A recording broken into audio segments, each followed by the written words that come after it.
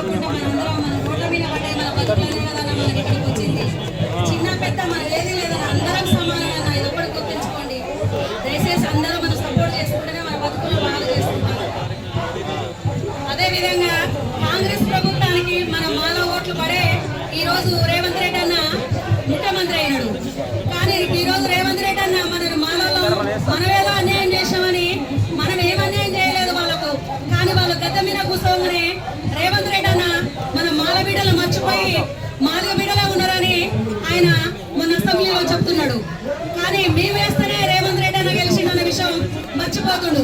ప్రతి ఒక్క ఎమ్మెల్యే కూడా మా మాల ఓట్లే పడాయనా. పైన గద్దె మీద కూర్చోగానే ఒక వర్గాన్ని మెచ్చుకొని ఒక వర్గాన్ని తక్కువ చేయడం ఇంతవరకు అయితే కరెక్ట్ కాదన్న. దయచేసి మీ మాలలో ఒకటైతే సునామీలో కొట్టుకోపోతారని మేము ఈ వేదిక మీద ప్రశ్నిస్తున్నామన్నా.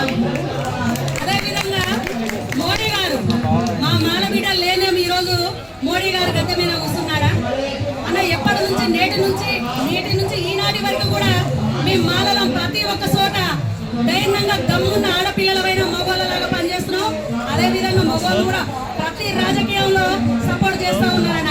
ఇప్పుడు వచ్చిన ప్రభుత్వాలు అన్ని కూడా మేము మాలలను తలుసుకుంటే ఒక్కసారిగా ఏకదాటిగా కూలిపోతారని మరి మేము స్వాభావికంగా తెలియజేస్తున్నాం అన్న. మా మాల వాళ్ళు ఎక్కడ కూడా మీకు అన్యాయం చేయలేదు. మాకు అన్యాయం చేస్తారంటే ఖబర్దార్ బిడ.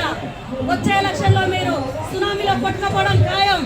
అంబేద్కర్ రాసిన రాజ్యాంగం ప్రకారం మీరెవరు మార్చడానికి? మీది లేదే ఈరోజు సుప్రీంకోర్టు తీర్పిచ్చిందా? మేమంతా పుట్టి వాళ్ళ లెక్క ఉన్నామా? అదేవిధంగా మేము రోడ్డుపై కూర్చుంటాం, ధర్నాలు చేస్తాం. ప్రతి దాంట్లో మేము పోరాడుతూ ఉంటాం.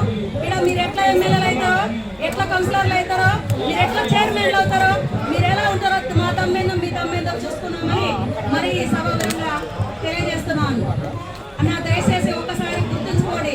మా మాల ఓట్లు ఉంటేనే ఈరోజు మీరు గద్దెల మీద కూర్చున్నారు. పోయినసారి ఎలక్షన్లో మాదిగ వాళ్ళు అందరూ బీజేపీకి ఓటేసారు. కానీ మా మాలలు ఎక్కడ ఉన్నా మారుమూల ప్రాంతంలో సిటీ నుంచి గల్లీ నుంచి ఢిల్లీ మేము ఓట్లు వేస్తేనే మీరు గద్దెల మీద కూర్చున్నారన్న. దయచేసి మేము మాలలను కూడా ఎంతమంది ఉన్నామో అంతమందికి మాకు న్యాయం జరగాలి. అంతేగాని అంబేద్కర్ రాసిన రాజ్యాంగం ప్రకారమే మీరు చేయాలి అసెంబ్లీలో కూర్చొని. అంతే తప్ప మీకు తోచినట్టు మేము చేస్తాం. మాకు మాలల సపోర్టు ఉండకుండా అవసరం లేదు. మాదిగ సపోర్టే కావాలా? మేము అవసరం లేదా? మేము లేమా ఓటర్లో? మేము ప్రతి గల్లీ తిరిగి కొట్లాడి మేము గెలిపించి గద్దె మీద కూర్చోబెట్టింది ఇందుకేనా అన్న రేవంత్ రెడ్డి అన్న? మీకోసం తినకుండా తాగకుండా మరి కొట్లాడి మేము గద్దె మీద కూర్చోబెట్టినామన్నా.